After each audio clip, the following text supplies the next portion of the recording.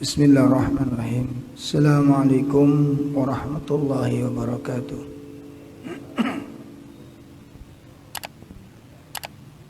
Alhamdulillahi rabbil alamin. Alladzi arsala rasulahu bil huda wa dinil haqq liyudhhirahu 'alad dini kullih wa kafa billahi syahida. Asyhadu an la ilaha illallah wahdahu la syarikalah wa asyhadu anna Muhammadan abduhu wa rasuluh. Ya ayyuhalladzina amanu taqullaha haqqa tuqatih wa la tamutunna illa wa antum muslimun. Ya ayyuhalladzina amanu taqullaha wa qulu qawlan sadida yuslih lakum a'malakum wa yaghfir lakum dhunubakum wa man yuti'illaha wa rasulahu faqad faza fawzan 'azima. I'lamu anna asdaqal hadits kitabullah wa khairal hadyi hadyu Muhammadin sallallahu alaihi wasallam wa syarrul umur muhdatsatuha wa kullu muhdatsatin bid'ah wa kullu bid'atin dhalalah wa kullu dhalalatin finnar. Ikhwatul iman rahimani wa rahimakumullah. Bapak-bapak, ibu-ibu majelis taklim yang semoga dimuliakan Allah Subhanahu wa taala. Pertama, marilah kita panjatkan puji syukur kita kepada Allah Azza wa Jal yang telah memberikan nikmat dan anugerah kepada kita semua. Mudah-mudahan penjagaan, pemeliharaan senantiasa diberikan oleh Allah kepada orang-orang mukmin dimanapun kita berada. Ikhwatul iman rahimani wa rahimakumullah. Materi yang akan kita bahas pada kajian malam ini menindaklanjuti kajian kita dalam pembahasan kitab Tazkiyatun Nufus, upaya untuk membersihkan hati. Pada pertemuan malam ini kita akan mengupas lanjutan dari materi sebelumnya berkaitan dengan wa ammal khatrat, yakni bisikan jiwa. Disebutkan oleh Imam Ibnul Qayyim rahimahullahu ta'ala bahwa pengaruh yang paling mendasar tentang langkah-langkah yang ditempuh oleh manusia itu dari bisikannya. Di pengaruh action yang dilakukan oleh manusia itu dari bisikan-bisikannya. Dimelanjutkan tentang pintu-pintu yang menyebabkan dosa. Banyak melangkah, banyak memandang, bisikan. Ya. Nah, bisikan ini yang sering melahirkan kemauan-kemauan Ya. Jadi iradah itu munculnya dari bisikan ini. Jadi keinginan-keinginan, kemauan-kemauan, tekad itu dari bisikan. Itu dari bisikan. Oleh karenanya beliau menyebutkan wajib, ada satu keharusan bagi orang mukmin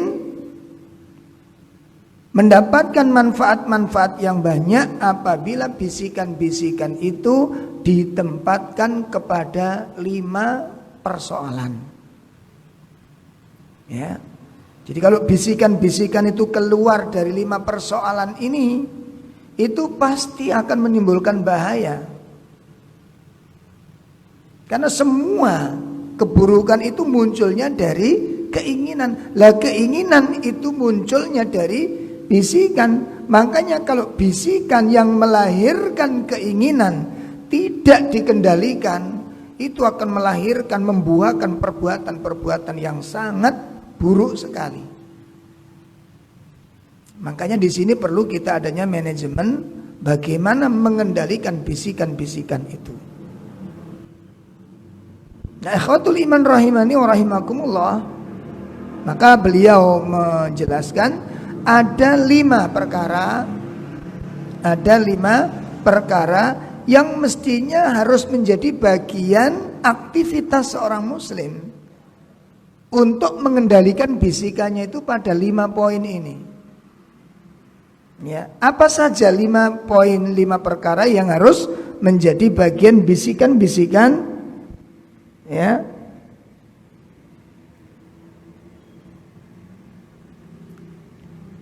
yang akan melahirkan kebaikan-kebaikan bagi seorang muslim, akan melahirkan perbaikan, ya, akan meningkatkan kualitas ibadah, semangat ibadah itu akan meningkat, iman akan meningkat, ketaatan akan meningkat apabila seorang muslim, ya, memiliki 5 bisikan-bisikan ini.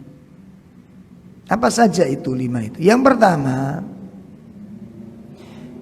yani al-faqratu fi ayatil manzilah, ayatihil manzilati wa ta'liquha. Ya. Jadi yang pertama adalah memikirkan tentang ayat-ayat yang Allah turunkan. Memikirkan ayat-ayat yang Allah turunkan. Wa ta'liquha, dan mengaplikasikan ayat-ayat ini, merealisasikan ayat-ayat itu, ya. Wa fahmu, dan memahami muraduhu minha, tentang maksud dan tujuan ayat ini. Nah, ya. Jadi yang pertama itu adalah memikirkan ayat-ayat yang Allah turunkan berupa ayat-ayat syar'iyah, mengaplikasikan ayat-ayat tersebut, memahami tujuan dan maksud ayat-ayat tersebut. Walidzalika anzalahallahu ta'ala la limujarrati tilawatiha bal tilawati wasilah. Masya Allah. Yang demikian itu Allah subhanahu wa ta'ala menurunkan, ya, menurunkan ayat-ayat Al-Quran itu tidak hanya sekedar untuk dibaca, kata Imam Ibnu Qayyim.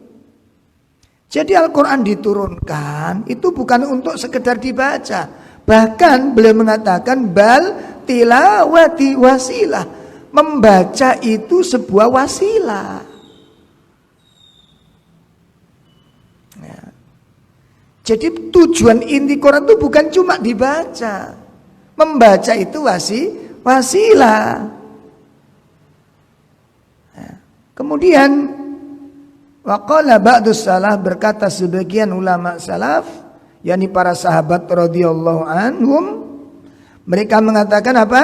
anzalal Qur'an liya'malu bih. Ini perkataan para sahabat. Al-Quran diturunkan oleh Allah Subhanahu wa ta'ala itu tidak lain adalah liya'malu bih, agar engkau mengamalkan ayat-ayat itu. Mengamalkan ayat-ayat itu. Maka fattakhidu, maka jadikanlah tilawatahu amalan, jadikan membacanya itu sebagai amalan. Ikhwatul iman rahimani wa rahimakumullah, maka melalui pemikiran yang pertama ini kita punya tugas. Apa tugas kita? Tugas kita pertama terhadap Al-Quran ini. Ya, jadi tugas kita memikirkan tentang Al-Quran ini. Apa tugas kita terhadap Al-Quran? Pertama adalah merenungkan.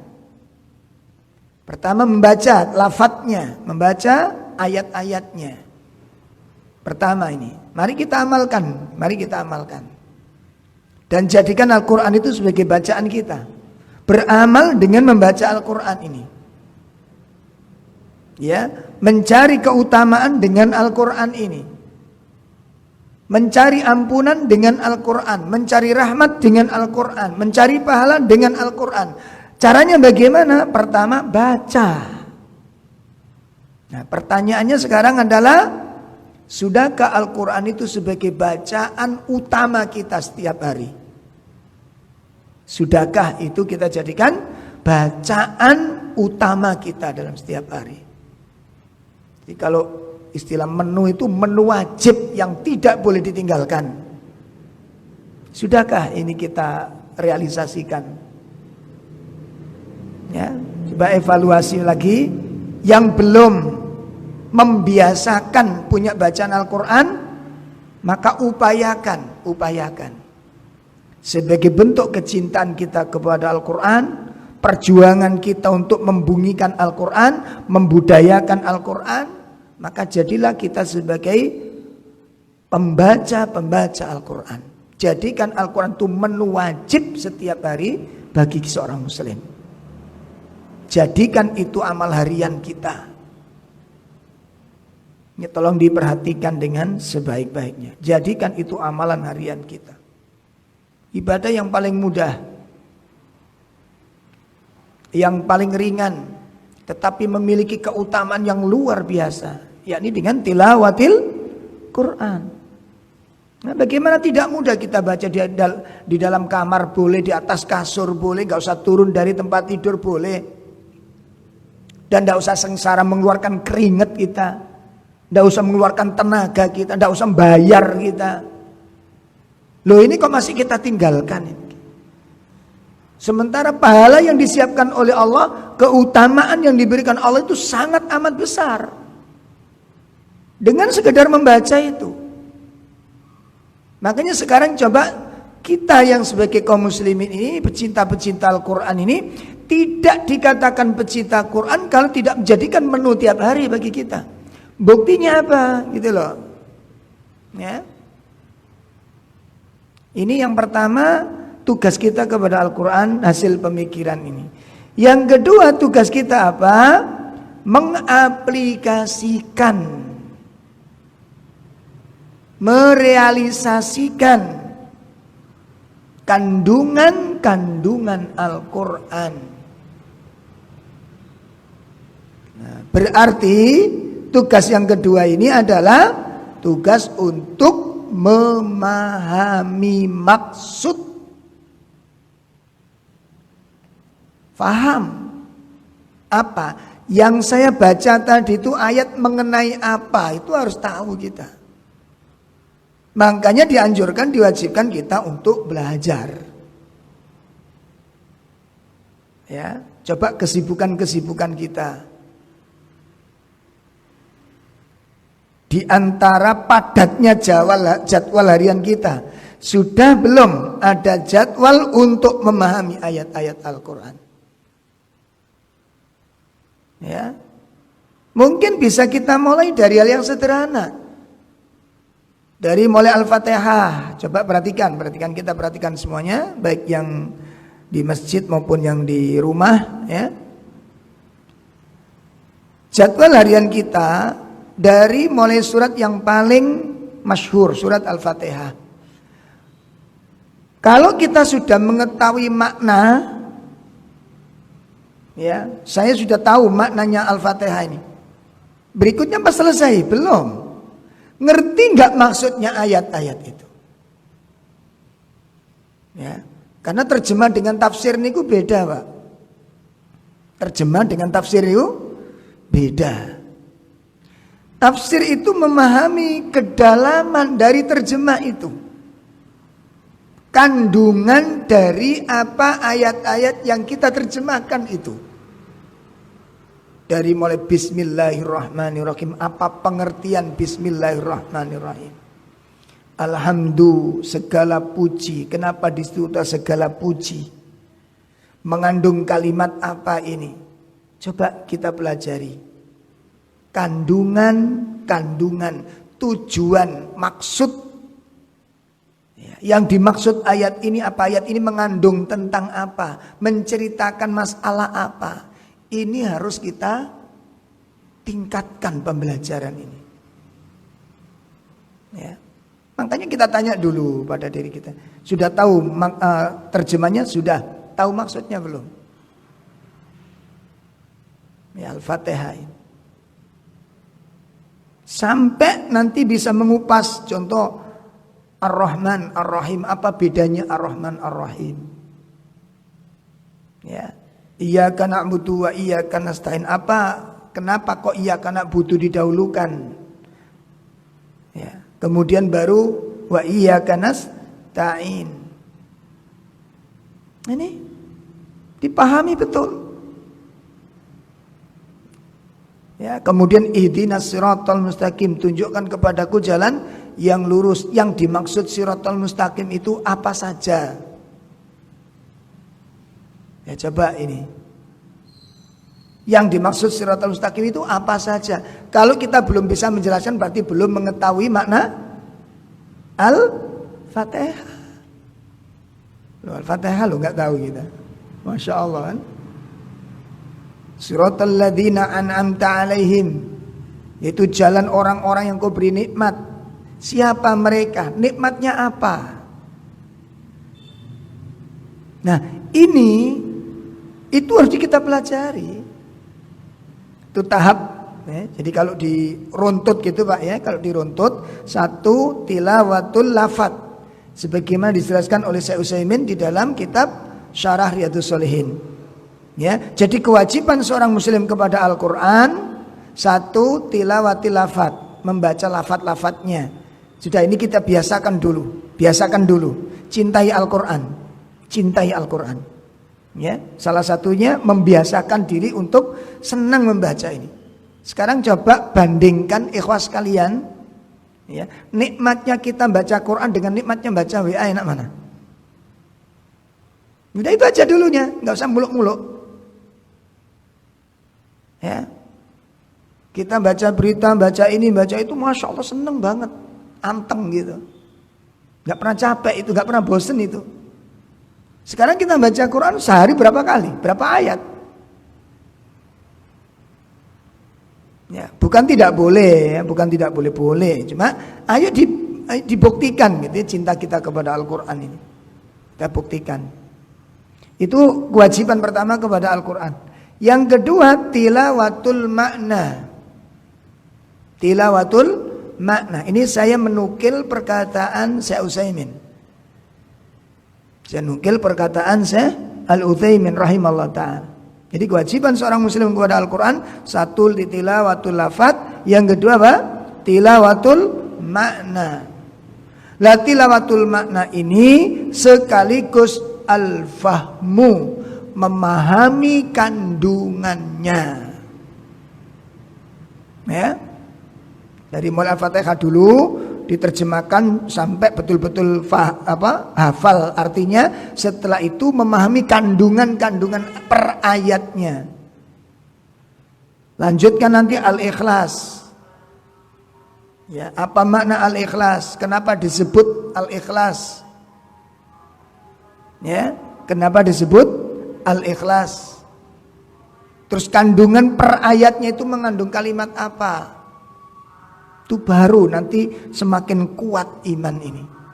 Itu yang kedua kewajiban seorang muslim kepada Al-Quran. Tilawatul makna wal faham. Yang ketiga tilawatul amal.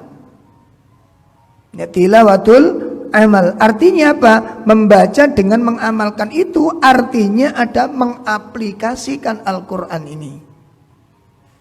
Nah, ini tujuan pokoknya. Sehingga kalau 3 tahap ini sudah kita lakukan, ya 3 tahap ini kita lakukan, ya, maka kita telah menjalankan syariat ini dengan benar.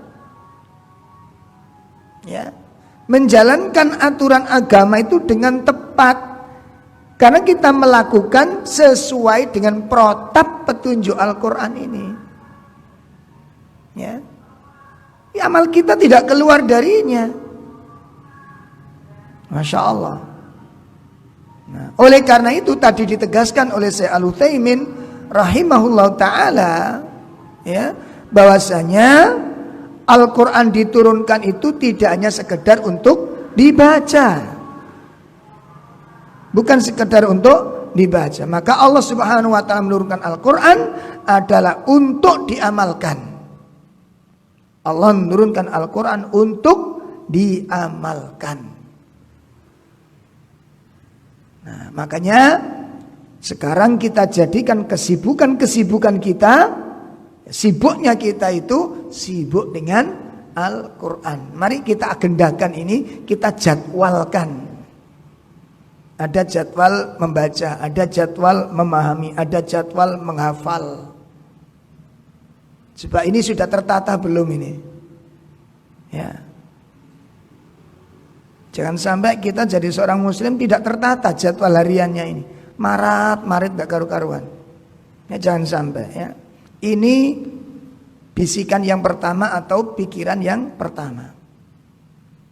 Yang kedua kata beliau, al-faqratu fi ayatihil masyhudah wal i'tibaru biha.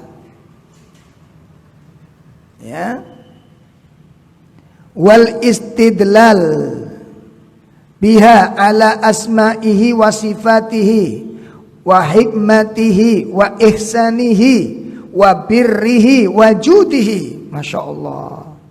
Yang kedua adalah memikirkan tentang ayat-ayat Allah al-masyhudah, ayat-ayat kauniyah, ayat-ayat Allah yang bentuknya itu ciptaan-ciptaan Allah Ta'ala. Nah, ini nanti ada penggabungan, ada ayat-ayat syar'iyah, ada ayat-ayat kauniyah, digabungkan menjadi satu. Nih, wal i'tibaru biha, dan mengambil pelajaran-pelajaran dari ayat-ayat tersebut, ayat-ayat masyhudah, ayat-ayat yang Allah ciptakan. Nah, makanya wonten gini, Al-Qur'an itu sering disebutkan ya, la ayat, inna fi dzalika la ayat, sungguh yang demikian itu terdapat ayat-ayat Allah. Apa maknanya? Tanda-tanda kebesaran Allah. Nah, kalau sudah membicarakan tentang itu pasti diikuti itu. Sebelumnya dijelaskan tentang penciptaan langit dan bumi, pergantian siang dan malam. Lah ayat itu terdapat tanda-tanda kebesaran Allah. Ayat itu tanda-tanda. Ayat itu tanda-tanda. Dalam penciptaan langit dan bumi, Allah menurunkan air hujan dari langit, Allah tumbuhkan tanaman-tanaman, Allah perjalankan air di lautan, ya, dan Allah pergantikan antara siang dan malam. Inna fi dzalika laayat. Ya, sesungguhnya yang demikian itu yang telah disebutkan terdapat tanda-tanda tentang kebesaran Allah. Ya, Lah melihat ayat-ayat Allah yang bentuknya kauniyah itu banyak caranya. Di sekitar kita semua, termasuk di dalam diri kita. Wa fi anfusikum, dan apa yang ada di dalam dirimu. Ayo coba, pernah kita enggak? Kita kan sering yang namanya tadabbur alam, melihat kebesaran Allah, biasanya kemana kita? Hah? Umumnya kalau orang ingin melihat kebesaran Allah itu biasanya kemana? Nah, rekreasi Pak, rekreasi. Ya, intinya kan rekreasi itu ya yang diinginkan. Ya, melihat gunung, melihat laut, melihat jurang. Tadabbur alam, mentadaburi alam, merenungkan alam. Padahal ada ayat mengatakan wa fi anfusikum afala tubsirun. Dan di dalam dirimu ya terdapat tanda-tanda ayat kebesaran Allah. Afala tubsirun, tidakkah engkau perhatikan? Ya, wa fi anfusikum, dan yang ada di dalam diri-diri kalian. Afala tubsirun, tidakkah engkau perhatikan, tidak engkau lihat?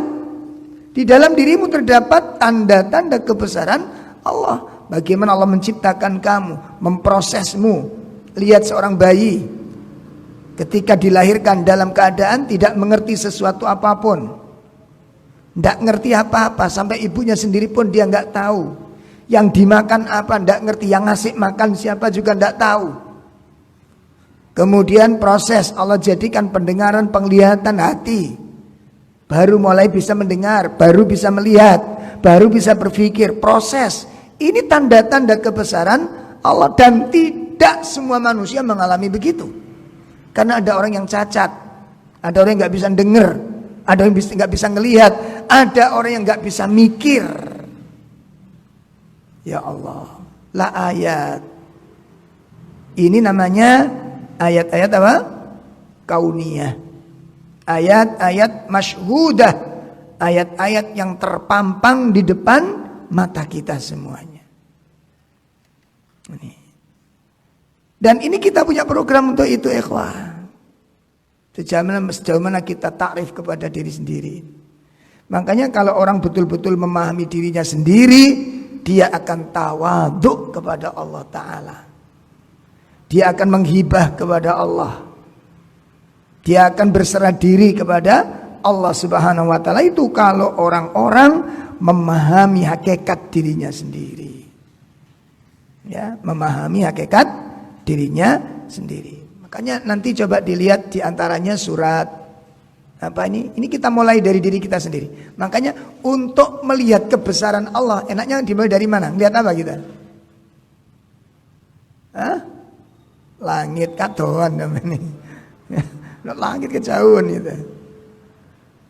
Allah katakan di dalam surat Az-Zariyat surat 51 ayat 21. Ya. Kita mulai dari ayat 20. Surat Az-Zariyat ayat 20, 21 ya 22. Allah Subhanahu wa taala berfirman, a'udzubillahi minasyaitonir rajim.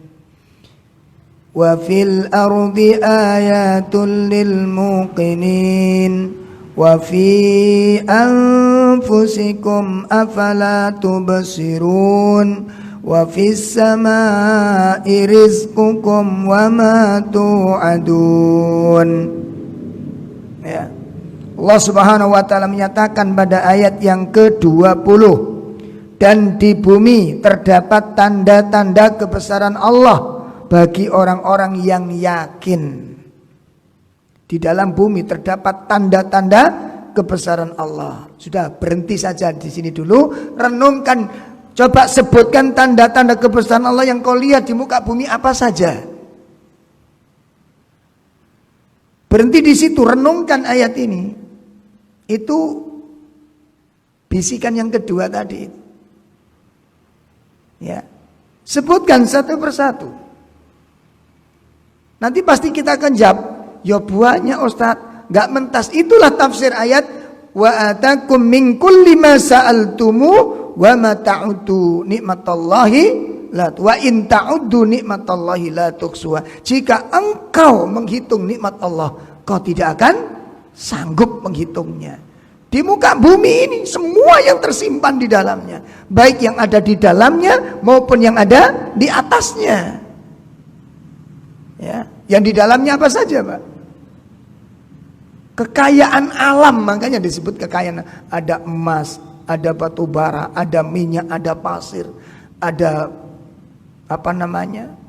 batu, bahkan ada permata. Ya Allah, disebutkan di sana semuanya. Cuma kan kita nggak pernah berhenti sejenak, menghentikan aktivitas sejenak, merenungkan ayat ini. Kan jarang yang demikian ini. Ini yang menyebabkan iman ini gampang goncang. Kecintaan kepada Allah kurang. Karena kita kurang bisa menempatkan. Maaf ya, ngapunten sangat.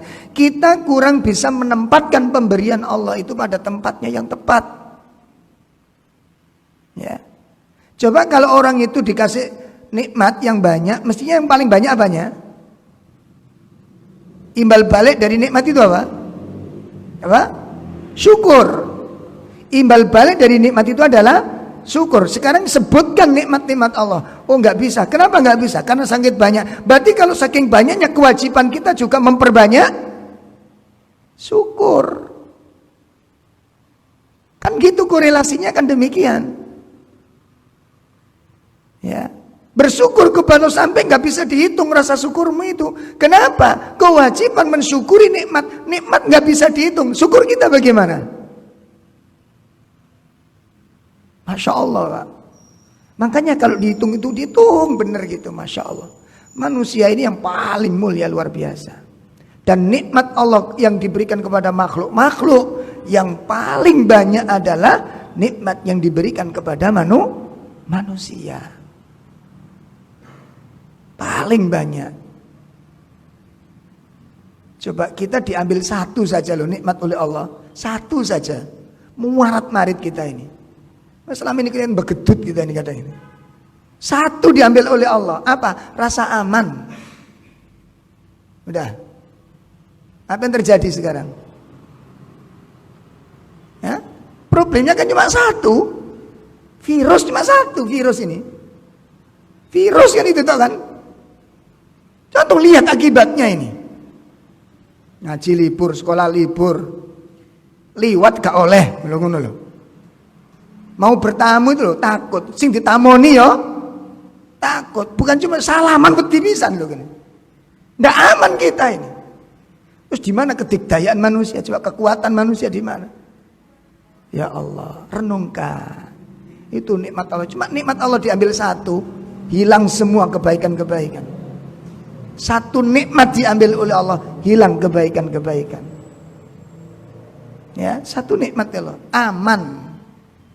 Makanya doa Nabi Ibrahim luar biasa. Jadi di dalam surat Ibrahim pada ayat 30 berapa itu?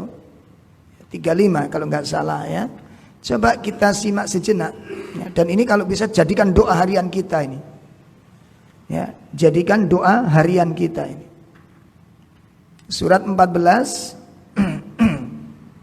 ya, surat 14 ayat 30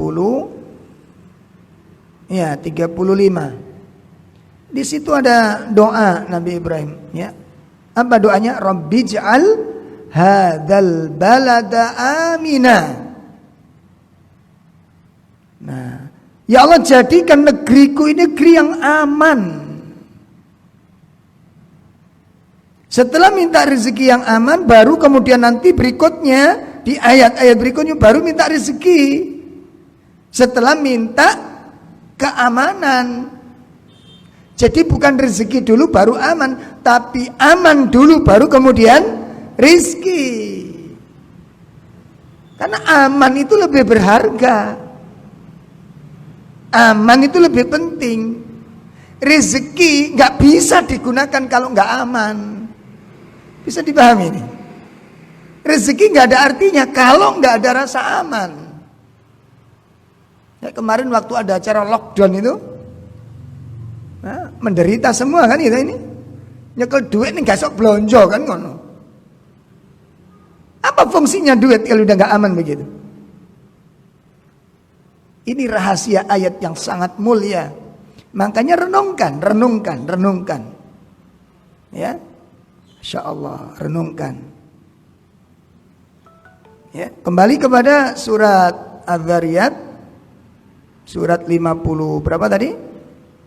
51 dari ayat 20. Ya, dari ayat 20 sampai ayat 22. Allah Subhanahu wa taala sebutkan, dan di dalam bumi terdapat ayat-ayat tanda-tanda kebesaran Allah bagi orang-orang yang beriman. Berikutnya apa? Wa fi anfusikum.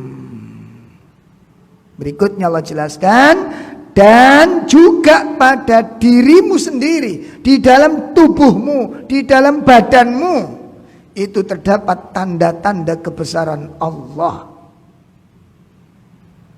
Nah, coba renungkan tubuh yang utuh ini Pak, yang gagah, yang kuat ini.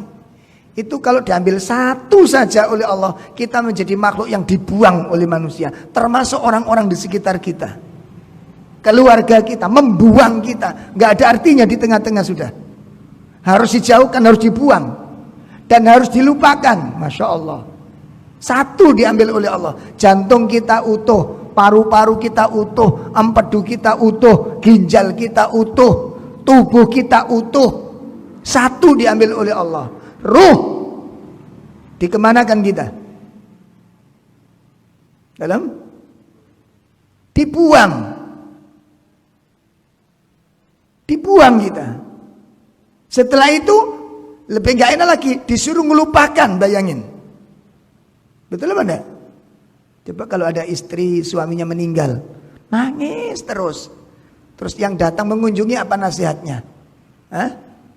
Wis mbak aja dieling-eling. Lho ngono gak greget ngono. Gak eling-eling. Suruh ngapain? Aja dieling-eling, lupakan. Sampe harus belajar melupakan. Iki nek sing lanang krungu ngono piye kira-kira? Yang mati itu denger itu enggak mangkel dia. Ya Allah. Terus makanya kalau ini dipahami betul, ya, satu nikmat diambil dari tubuh ini, Pak. Enggak usah jauh-jauh, mungkin roh, kejauhan roh ini. Ya. Antum pernah sakit gigi enggak? Sakit gigi. Sariawan, Masya Allah. Satu nikmat dihilangkan oleh Allah, diikuti dengan hilangnya nikmat-nikmat yang lain. Satu nikmat diambil oleh Allah, mengakibatkan hilangnya semua nikmat-nikmat yang, makanya di dalam dirimu lihat di mana yang paling penting organ tubuhmu ini. Ya. Wa fi anfusikum afala tubsirun. Masya Allah. Wa fi anfusikum afala tubsirun. Tidakkah engkau perhatikan? Tidakkah engkau lihat? Tidakkah engkau saksikan?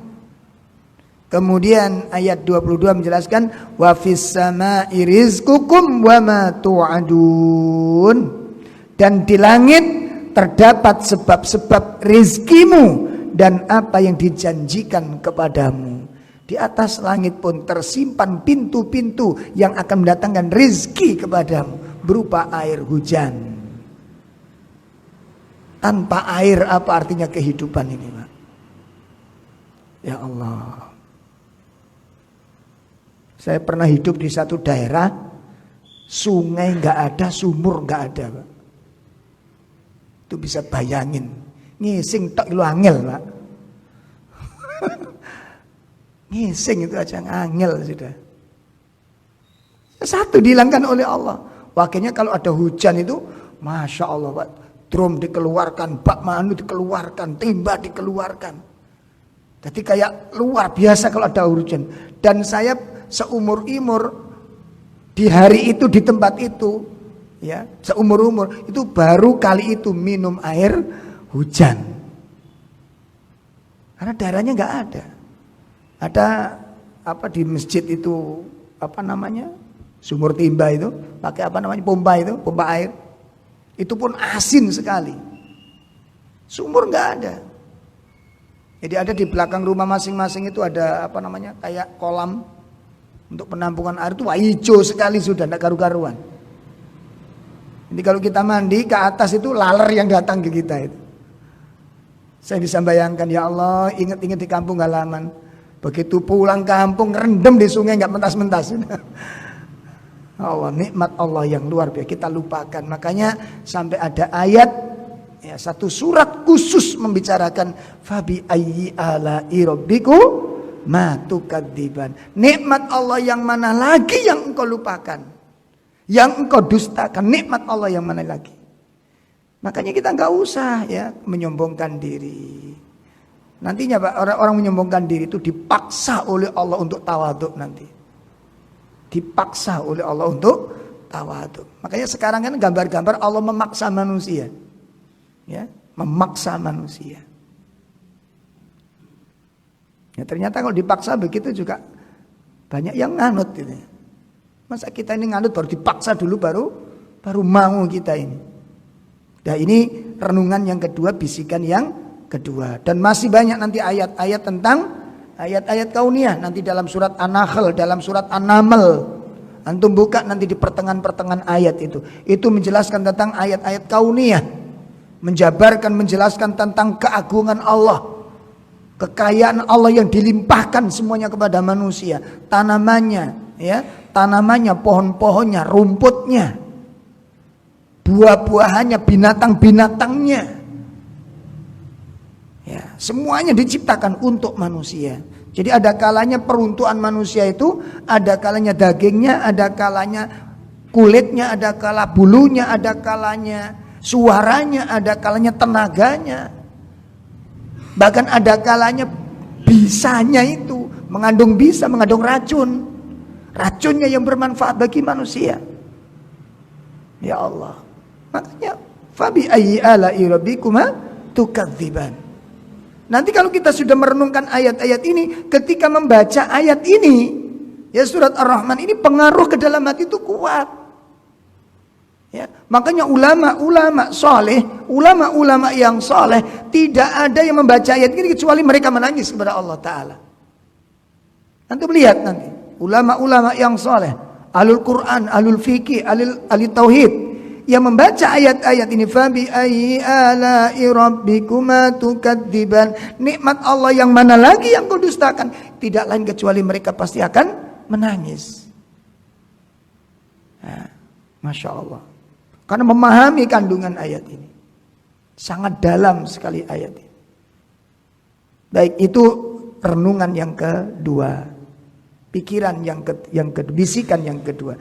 Yang ketiga, ya, al-faqratu fil ailati wa ihsanihi. Ya, wa in'amihi ala khalqihi bi isnafin ni'am wasa'ah rahmatihi wa maghfiratihi wa hilmihi. Masya Allah. Memikirkan tentang kebaikan-kebaikan Allah. Nah, ini lebih ditegaskan nanti di sini. Kebaikan-kebaikan Allah. Makanya di dalam surat Al-Fatihah itu diawali dengan kalimat tahmid. Ya. Kalimat tahmid itu mengandung mahabbah. Kenapa dipuji? Karena memuji itu pasti cinta. Gak ada ceritanya orang memuji tanpa cinta, gak mungkin. Pujian itu mengandung mahabbah. Ya. Pujian itu mengandung cinta. Dijelaskan oleh Syekh Shalih Fauzan di dalam tafsirnya ketika menafsirkan surat Al-Fatihah ini. Kenapa Allah dipuji dan dicintai? Kenapa Allah itu dipuji dan dicintai? Karena dialah zat yang telah memberikan segala kebutuhan dari manusia ini. Segala kebutuhan manusia diberikan oleh Allah Ta'ala. Nah, fitrah manusia itu pasti mencintai setiap orang yang berbuat baik kepada dirinya. Fitrah manusia itu begitu. Ya, coba nanti sampai ada orang alim pun karena dikasih balik-balik akhirnya nggak bisa bunyi itu bisa. Saking baiknya orang yang memberi itu, menurut dia. Kasih duit, kasih rumah, kasih kendaraan, kasih kekayaan. Akhirnya apa? Segan kepada yang memberi.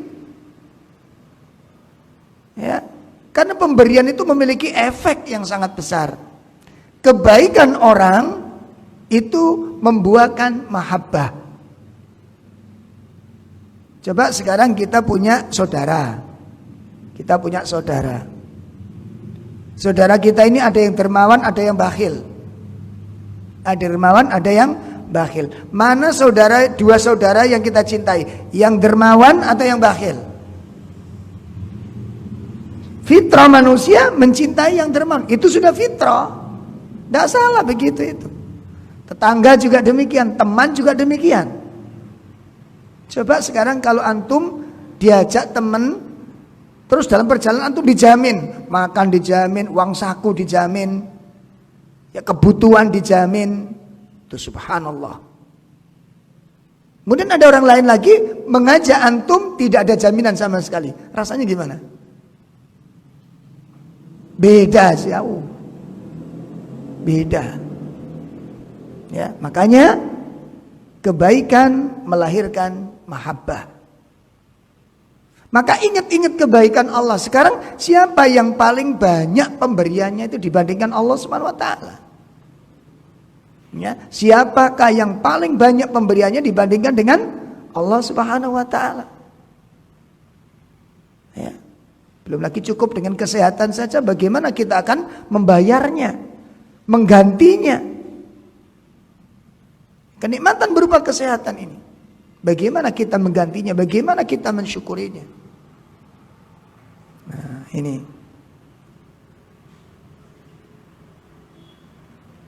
Kemudian yang keempat, ya,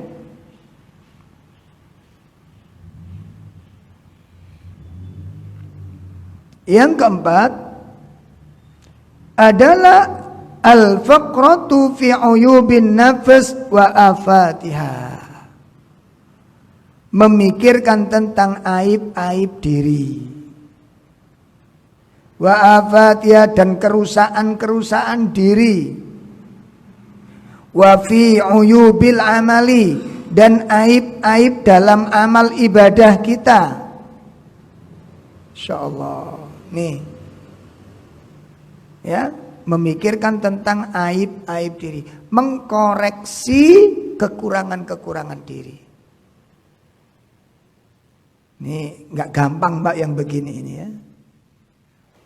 Karena pada umumnya orang itu kalau melihat dirinya, itu yang kelihatan apa nih? Kebaikannya.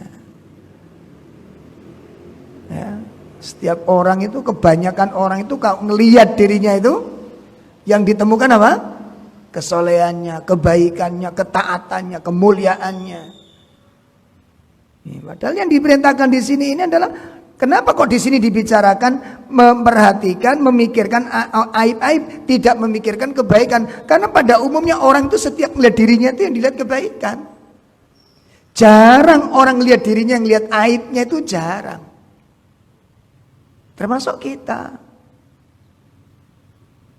Maka ini jadikan agenda bagi kita ini. Kita punya enggak kemampuan, kita punya enggak waktu untuk mengamalkan renungan yang keempat ini, pikiran yang keempat ini. Memikirkan aib-aib diri, kerusakan-kerusakan kita. Makanya di dalam muqaddimah sering kita temukan ya. Alhamdulillahilladzi apa? Ya. Itu di muqaddimah kan sering begitu ya. Wa'udzubika min syururi anfusina wa min sayyiati a'malina. Aku berlindung kepada Allah dari keburukan-keburukan nafsu dan dari kejahatan-kejahatan amal. Karena kita punya kejahatan, kita punya keburukan, kita punya aib. Cuma permasalahannya di bidang yang mana aib kita ini. Ini kalau bahasa gampangnya itu, kita disuruh memperhatikan titik kelemahan diri kita. Coba temukan titik kelemahan kita. Karena setiap orang itu punya titik kelemahan. Setiap orang punya titik kelemahan. Makanya setan tadi nerangnya manusia itu melalui itu. Melalui titik kelemahannya itu. Jadi kita harus tahu titik kelemahan kita itu di mana. Ya nanti seringkali, nah caranya bagaimana? Kita lihat yang seringkali menyeret kita berbuat salah itu dalam bidang apa? Masalah harta, masalah pujian, masalah jabatan, atau masalah apa? Mungkin wanita, atau coba kita lihat yang sering kita berbuat buruk, ya, yang sering menyeret kita apa? Nah itu kita lihat, kita evaluasi. Diperintahkan oleh Allah Ta'ala demikian. Dan ini merupakan bagian aktivitas-aktivitas seorang muslim. Sampai kemudian dijelaskan wa fi uyubil amal, dan di dalam amal-amal yang kita lakukan, sholat kita, puasa kita, ada aibnya enggak? Bisa enggak kita pastikan bahwa sholat kita ini bagus semuanya, puasa kita bagus semuanya, sedekah kita bagus semuanya, birrul walidain kita, berbuat baik kita pada orang tua, kesetiaan kita suami kepada istri, ada cacatnya enggak? Ada kekurangannya enggak? Ada aibnya enggak? Ya, ketaatan istri kepada suami, kewajiban kita kepada tetangga kanan kiri, ada yang kurang enggak kita? Evaluasi. Diperintahkan pada poin yang keempat ini. Renungan-renungan yang bermanfaat. Maka dikatakan oleh beliau, ya, oleh Imam Ibnu Qayyim mengatakan wa hadhil faqrah, ya, azimatun naf'i. Renungan semacam ini, ya, memikirkan hal yang demikian itu azimatun naf'i, sangat besar sekali manfaatnya. Sekarang begini Pak, kalau seseorang akan menservis sesuatu yang rusak, ya, orang itu kalau mau menservis sesuatu, yang dilakukan apa dulu? Hah? Apa Pak? Mendeteksi kerusakannya, baru ada perbaikan. Ya. Kalau orang tidak menemukan kerusakannya, ada nggak usaha untuk memperbaiki diri? Tidak mungkin. Makanya kadang-kadang ada orang lempeng aja seakan-akan dia baik terus. Karena dia tidak menemukan, dia tidak mampu menemukan apa? Keburukan-keburukan dirinya. Aib-aib diri maupun aib-aib amalnya. Ya. Sementara yang dituntut oleh Allah Ta'ala itu, ya, ahsanu amala, sebaik-baiknya amal. Makanya kita evaluasi dari amal-amal kita ini. Kemudian disebutkan oleh beliau wahuna babu likulli khair. Babu likulli khair. Kata Imam Ibnu Qayyim dalam hal ini, merenungkan aib-aib diri, kerusakan-kerusakan diri, aib-aib amal. Di dalam perbuatan tersebut, bab itu ada pintu. Ya. Perbuatan tersebut itu ada bab, ada pintu. Apa? Likulli khair, bagi tiap-tiap kebaikan. Masya Allah. Akhirnya orang itu sibuk dengan siapa? Dengan dirinya sendiri. Lihat kekurangannya, evaluasi. Makanya di dalam kitab tazkiyah yang lain, ya, oleh Imam Ibnu Qayyim, beliau mengatakan apa? Tolong diperhatikan ini ya, Masya Allah. Yang bagi lil muslim, ya, sehingga keharusan bagi seorang muslim itu adalah ayyakuna lahu wirdun yaumiyun. Hendaknya setiap muslim itu memiliki jadwal harian.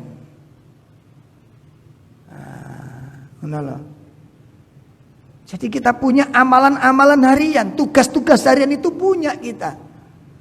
Sehingga contoh sekolah itu loh Pak. Kalau itu ada tugas harian nggak sekolah itu? Ya, ada tugas harian. Sehingga nanti kalau kita pada malam hari itu ada satu pelajaran yang belum kita pelajari, itu nampak banget. Jelas itu. Tadi materi saya ini bahasa Inggris satu ini kalau sekolah ya. Bahasa Inggris, bahasa Indonesia, apalagi fisika dan macam-macam, katakan ada 5 katakan pelajaran. Untuk hari ini ada 4. Ya, untuk hari ini ada 4. Satu hilang, terasa apa enggak? Satu belum kita pelajari, terasa apa tidak?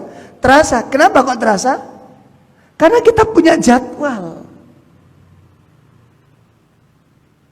Punya tugas harian. Berarti hidupnya orang muslim itu rapi, Pak. Tertata dengan baik, itu yang disebut dengan skala prioritas. Sekarang kehidupan kaum muslimin itu kalau kita simak, kebanyakan itu morat-marit. Sehingga nanti ketika ada yang hilang, kita nggak merasa kehilangan. Dan ini adalah tanda-tanda keburukan. Kalau tidak merasa kehilangan, maka kita tidak merasa sedih. Dan kalau kita kehilangan sesuatu, tidak merasa sedih, berarti sesuatu itu nggak berharga dalam hati kita. Betul apa enggak? Benar apa enggak ini? Kalau kita kehilangan sesuatu nggak sedih, berarti itu sesuatu yang hilang itu nggak berharga bagi kita. Kehilangan sholat malam, biasa. Kehilangan sholat witir, biasa. Kehilangan sholat jamaah, biasa. Kehilangan baca Quran, biasa. Na'udzubillah min syarri dzalik. Gimana kalau seperti ini? Ini dikatakan apa? Tanda-tanda sakitnya hati. Sebab hati yang sehat itu, Pak, ya, apa kata beliau? Ya, min sihatil qalbi, di antara tanda-tanda sehatnya hati, idza fatahu wirduhu. Nah, Masya Allah. Idza fatahu wirduhu, apabila luput padanya tugas hariannya, luput, hilang. Itu tanda-tanda hati yang sehat. Ya, tanda-tanda hati yang mukmin, mukmin sejati. Itu apabila dia luput dari tugas hariannya. Wajada li fatatihi allaman a'zama min ta'allumil harisi bifawati malihi. Masya Allah. Ya, apabila dia kehilangan amal tugas hariannya, ya, maka dia merasakan, dia mendapatkan dengan hilangnya amalan harian itu allaman, rasa sakit, rasa sedih, a'zama, yang lebih besar, minta allumil harisi bifawati malihi, ya, lebih besar, lebih dahsyat rasa sakitnya dibandingkan dengan penyesalan yang dialami oleh orang-orang pecinta dunia ketika dia kehilangan dunianya. Orang yang rakus kepada dunia kehilangan hartanya, gimana rasanya? Kesedihannya itu lebih dari itu. Kehilangan witir,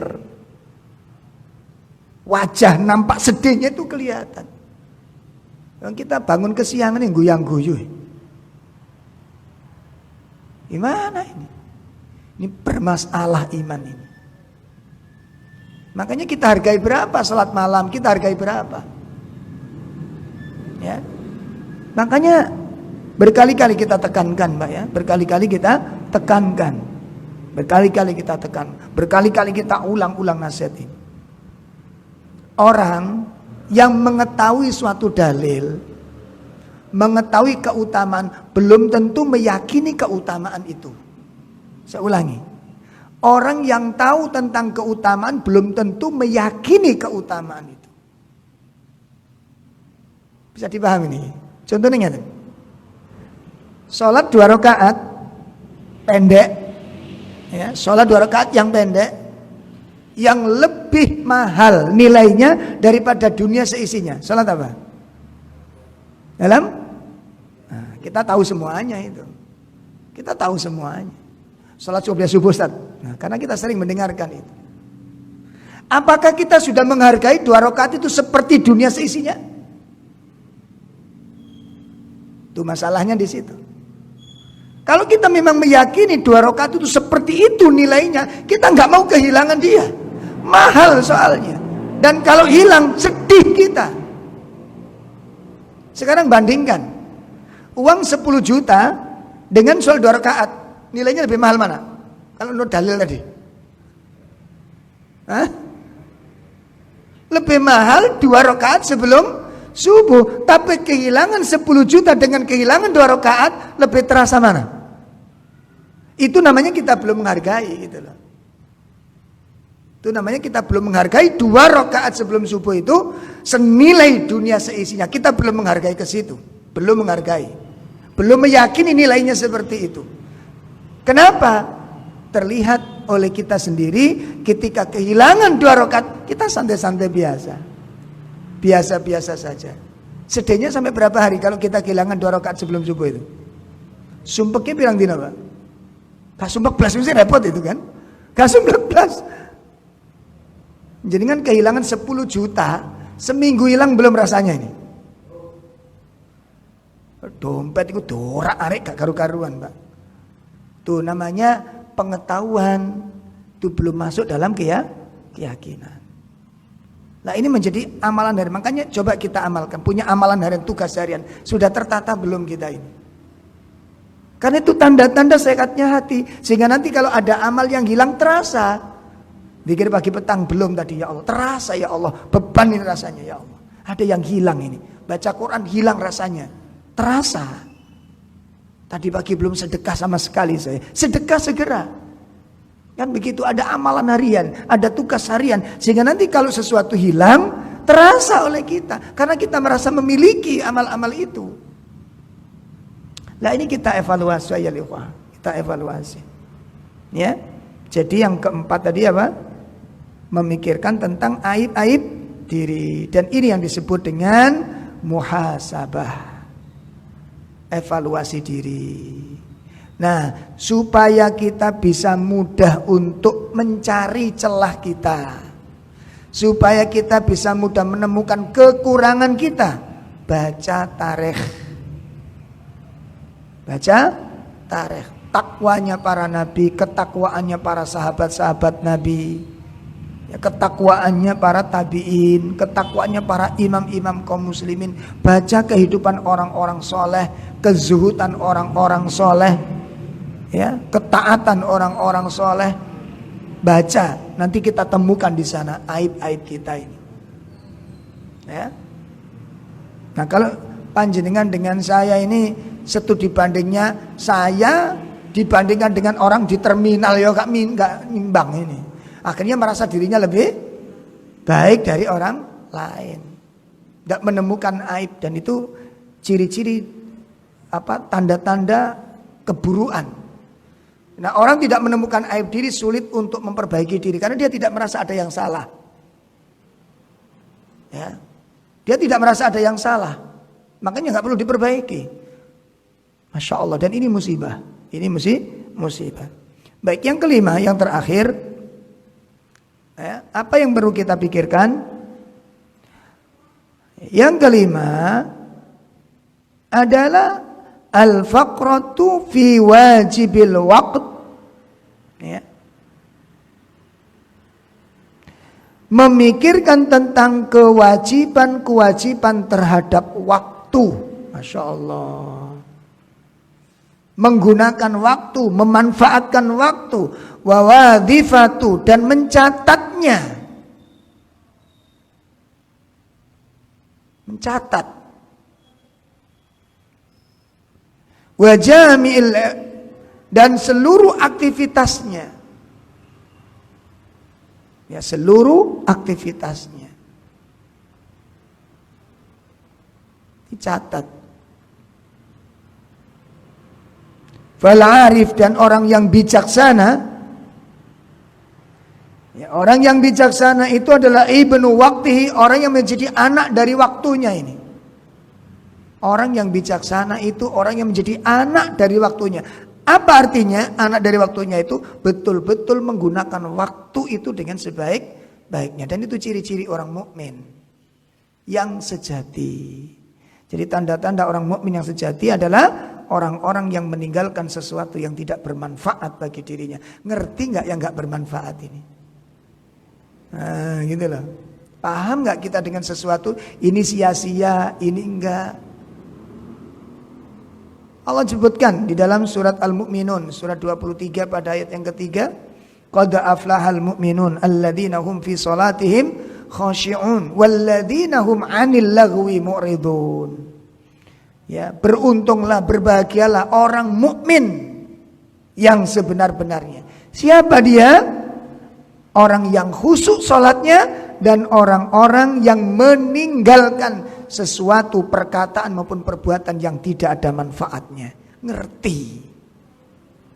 Jadi waktunya betul-betul diisi dengan sesuatu yang manfaat. Betul-betul diisi. Karena mengisi waktu, mengisi hidup. Waktu itu adalah umur. Waktu itu adalah kehidupan kita. Menyia-nyiakan waktu berarti menyia-nyiakan umur. Nah ini yang kadang-kadang banyak orang tidak menyadarinya. Ya, menghabiskan waktu dari mulai pagi sampai siang, siang sampai sore, sore sampai malam, malam sampai pagi, dihabiskan untuk apa? Lah ini kita nggak bisa, ikhwatul iman, menemukan, memadukan, memperbaikinya kalau tidak punya waktu untuk evaluasi, berpikir nggak bisa. Makanya kita nggak boleh hidup diawur itu nggak oleh. Wawur hidup ini, jangan. Ada pertanggungjawaban kita. Ada pertanggungjawaban. Ada amanah dari Allah Ta'ala. Hidup ini ada tujuan. Ya, hidup ini ada tujuan. Tidak boleh ngawur kita ini. Agama itu tertata rapi, Pak. Ada jadwalnya, ada agendanya. Ya, makanya kita tadi dianjurkan bagi seorang muslim wajib menata kehidupannya. Makanya kadang-kadang kita temukan orang itu sibuk banget. Apa yang disibukkan? Pekerjaan juga nggak ada. Kok nggak sempat baca Quran, nggak sempat merenungi Quran, nggak sempat hafalan, nggak nambah-nambah. Nek dikatakan repot, repotnya opo? Hah? Apa sebenarnya merepotkan kita ini apa? Wong pabrik yo gak duwe. Lah ya ta? Karo di pabrik itu karuan ini loh. Si ono alasan ngurusi pabrik, ono karyawan mikir, si wong pabrik yo gak duwe itu. Terus sibuk itu sibuk apa? Yang menghalangi kita untuk tidak menambah ini apa? Penghalangnya apa? Di situ dievaluasi. Di situ dievaluasi. Jamaah sekalian yang dimuliakan Allah Subhanahu wa taala, maka inilah. Kemudian nanti ini kalau dijelaskan panjang lebar, ini ada penjelasan panjang. Ini kan di global ya, kita terangkan 5 perkara yang harus menjadi pikiran seorang muslim. Jadi kalau kita mikir, masukkan 5 pikiran ini. Akan mendatangkan manfaat dan maslahat yang sangat besar bagi kita semuanya. Kemajuan, peningkatan kualitas hidup, ini akan semakin meningkat. Kalau 5 pikiran ini kita jadikan bagian kesibukan kita untuk berpikir. Ya, mudah-mudahan apa yang bisa saya sampaikan dalam pertemuan malam ini mudah-mudahan menjadi ilmu yang bermanfaat. Jadi kurang lebih mohon maaf yang sebesar-besarnya. Ada yang perlu disampaikan? Ya, kalau memang tidak ada, kita cukupkan dengan kafarah majlis. Subhanakallahumma bihamdika asyhadu an la ilaha illa anta astaghfiruka wa atubu ilaik. Assalamualaikum warahmatullahi wabarakatuh.